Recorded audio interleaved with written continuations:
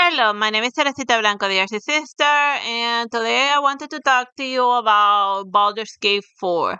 Like, the game is still not coming out yet, and there's some speculations as to who's gonna be like the main bad guy in Baldur's Gate 4. Here's my theories. Like, the first one that I think will be like a great bad guy for like Baldur's Gate 4. It's blackish, like she's the Githyanki evil queen or whatever, and it's kind of left as a low-hanging fruit whether Laselle's rebellion actually manages to like dethrone her or not, or it just depends. It just varies. Well, I don't remember, but then again, I don't remember much of the end because I haven't made it to the end. The point is that she seemed more of a bad guy than the older brain, especially when you give her some sass and then she orders you to die. So that seemed like that seemed a lot of fun. So then I figured like, man, why isn't she the bad guy of Baldur's Gate 3? But no, it's some Mind Flayer elder brain, that mind control people. It's mother brain for Metroid. Yeah, if they do the brain again, they could just give her arms and legs and make her mother brain for Metroid. Dun dun dun. Kill the Metroid song. And heck, you can even start the game with like she attacking Baldur's Gate, because don't forget that Laselle started her little rebellion in Baldur's Gate. So then she be like, a lot of my idiot rebels are hiding out in this city. So then she be like, she's just gonna lay waste to that city. So then it starts with so then since Baldur's Gate 3 was the weakest portion of the game, ironically, they just start the story right over there, and it starts with like the city under siege and like the main characters hiding underground. So then they're together not because they have parasites of their brain, but because they have a legit common enemy, or they want to get revenge because Blackish killed one of their loved ones. So then it seems like a better and more organic way of like teaming up than we're friends because parasites made me do it. Because that's the thing that felt weak. Another thing that felt very weak is in Baldur's Gate. The reason why they were all tagging along together is like, you wanna see a good get the party together. See what they did in Dragon Age Origins. That one explained very well why they were together. Even Moringa being with you just because her mommy told you. So that's a better reason that I'm helping you because my mommy told you so, better than, oh, I got parasites on my brain. No. You do what Mommy Dearest tells you. Because flat. But whatever. The point is that Blackish could be like a good bad guy. So then, like, the main campaign, it could be like that you escape out of Baldur's Gate, and then you go into the wilderness in order to build an army to like counterattack her. So then, depending on who you recruit, is the type of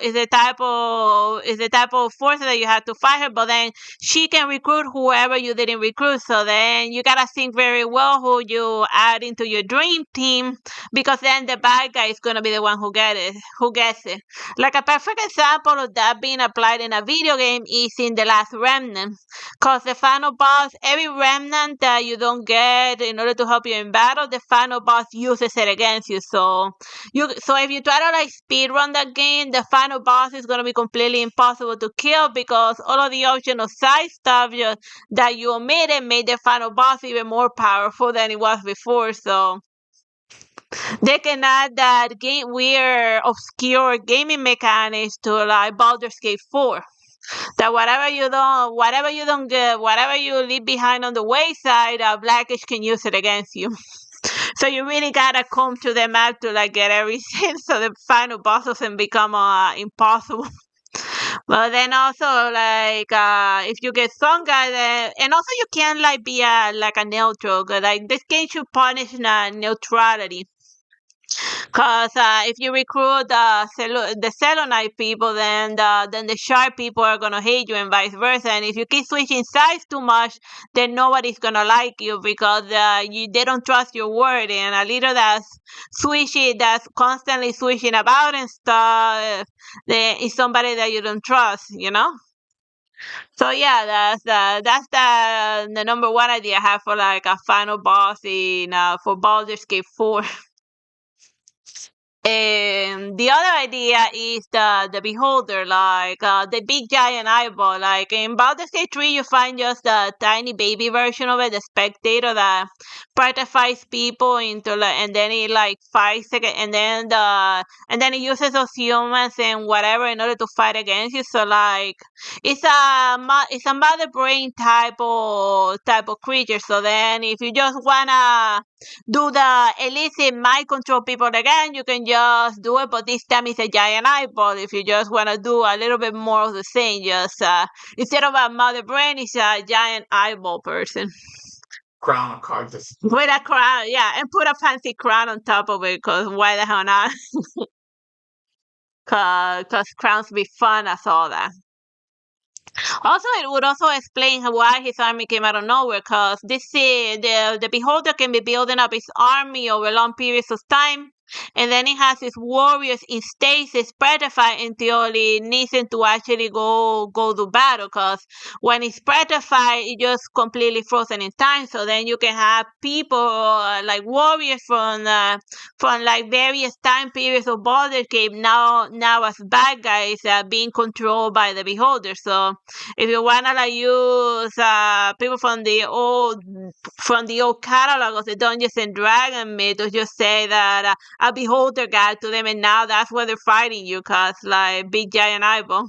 And I was thinking like for the aesthetics of it, maybe like have all of the main characters blindfolded or something, cause like so they don't look, in order to like not become completely immune or to diminish his influence, or maybe this time had the Mind Flayers be like the good guys. So then you're gonna fight a beholder with like your own elder brain. Maybe have a bunch of Mind Flayers from the Society of Brilliance like helping out the citizens of Baldur's Gate, Cause just because they are always the bad guy doesn't mean that they should always be like the bad guy. Cause then again, that makes it boring. So then you can even bring back the absolute fancy little parasite if you like the gaming mechanical. I'll just rehash it again so that the main characters can have a resistance to like the mind control of the beholder. So then they gotta recreate the cult of the absolute by giving mind flare parasites to all of your warriors so that they can be resistant to the influence of the beholder. So then it just becomes at the end a fight between two telepaths to see who comes out victorious. So yeah, that's the beholder plot in a nutshell. This one's like a little odd, and like the Baldur's Gate takes place in like it's like takes place in like the Dungeons and Dragons world, and I was thinking that like they could just get a bad guy from like one of the Dungeons and Dragons books, and I was thinking that it could be wrestling from like the evil timeline, because yeah, the brother was able to keep his brother from like becoming an evil god in the present, but the one from the bad timeline still exists. So then the one from the bad timeline completely destroyed his world, but then he be thinking, but then he be thinking, oh, I'm gonna try again, and this time I'm gonna make it better. So then the game starts with Gale. Remember the guy who has like that orb inside of him, and then from the netherite orb, remember that he said that he had like some weave that like whatchamacallit that was power hungry and evil and like destroys everything, and it was a magic that was not from this world. So then instead of it being like some weird stuff or whatever, it could be that it's that the evil twin wrestling from the bad timeline was sealed away in there, and then one day it breaks out like a weird alien monster, and then especially killing Gale in the process. Very important that he dies in a very painful, brutal fashion. Because oh my god, I just hate that guy. But and then here we have our bad guys. So then like the good guys are gonna be like his various apprentice, one of his apprentices that's gathering like warriors in order to deal with this person. But then And since the Russian from this timeline is trying to be good about it, he project when you first meet him, he's pretending to be like a happy-go-lucky warrior while he's trying to like destroy the gods of the world in order to replace them, because he can't just like automatically go fight Mitra. Since he's an alien in that world, he needs to like find the entry point to the realm of the gods.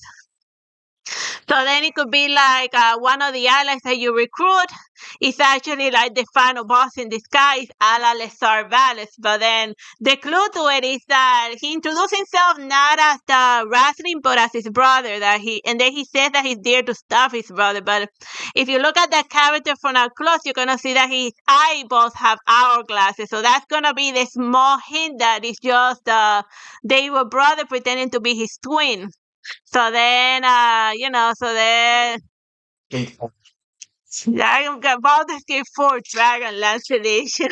And it just seems like it will be a fun idea. So to bring a little bit of the Dungeons and Dragonlance into like the Baldur's Gate lore, just using the evil wrestling from a failed timeline that's just hanging around in like the astral plane doing absolutely nothing. But just as the Gishanki can travel across the realms, then one day or maybe he like lashed into maybe he came into that world when the Nautilus was like running away from the Giganki, and then he just sort of like hogtailed into it, and then he's been like hiding there since Baldur's Gate 3. And it could also explain why he was having issues teleporting at the beginning of the game, Gale. Yeah, that's why Gil had issues with the Netherite acting up, because he got possessed and didn't understand how, because the same way that wrestling learned possession and all stuff from like the mage with a ridiculous name Fidelacilus or whatever. Then he's been possessing Gale since Baldur's Gate 3. So then you can have your reference to Baldur's Gate 3 without having any of the main characters from the game surviving, especially Gale.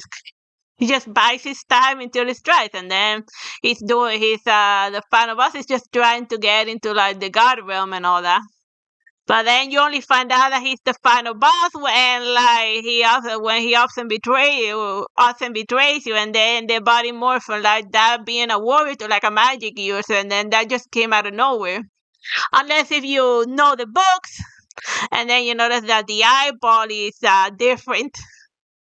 That the pupil is hourglass shaped, because it's like that because of a curse he got when he did his high sorcery test in order to like make him less of a super villain. It didn't work. Just make him more evil. Whatever. Like the next bad guy suggestion for Baldur's Gate 4 is vampires. Lots and lots of vampires, because remember Baldur's Gate 3, Astarions be like, oh, I'm gonna release all of these vampires that we capture into the wild because it's the right thing to do. And then like his vampire siblings be like, dude, all of these vampire trolls, you think they're gonna stay forever in the Underdark eating mushrooms and stuff? But yeah, the obvious eventually happens a couple of years later, that a bunch of bloodthirsty, hungry vampires rise to the surface to like eat all the citizens of Baldur's Gate, and then just the sequel is based on a problem that was created in the third part. It's a bunch of bloodthirsty vampire. The good choice was the bad choice. Then all of your characters are trolls in this. Yeah, and then it's just vampires versus vampires and all that stuff. And hey, you can even bring back the Mind Flayer parasite to make your vampire walk around. Or you can do the Cuban thing.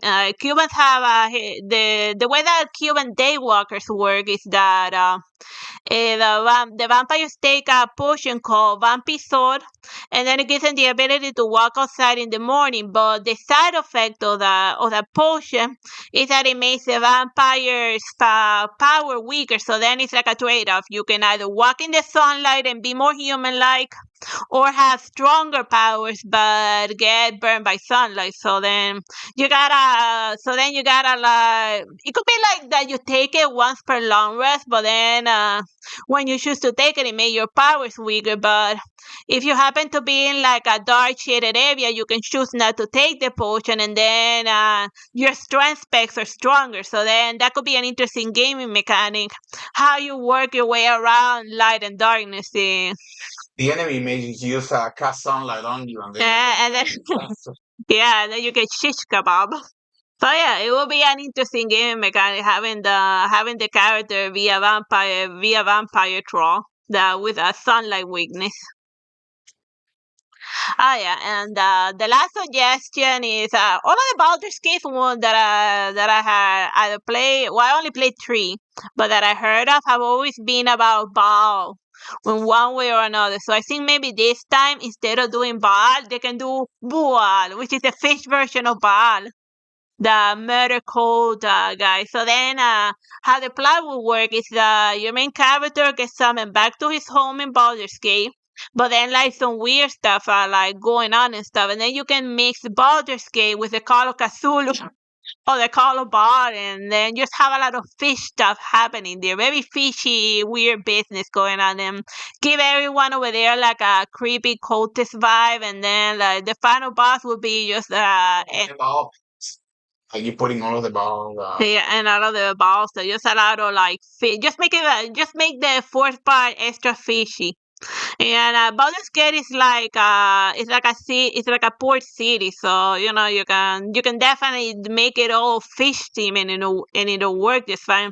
And heck, you can even go a step further and add more underwater areas, because they only had like the water prison that made water the main hazard, or that thing, and then just really lean into that annoying aspect. Oh my god, that was the hardest mission that I did, and like getting like all of those idiots out of the water prison and nobody died and nobody drowning. Which was easier said than done, but yeah. I didn't help. Miss Sora just joined up there, like didn't help at all one bit. But I managed it. I did this thing in one of in my more advanced file. But I'll deal with it with more things when I deal with it. So yeah, these are my 5 suggestions for final bosses for Baldur's Gate 4. And if you have your own suggestions, put them in the comments. Bye bye and God bless.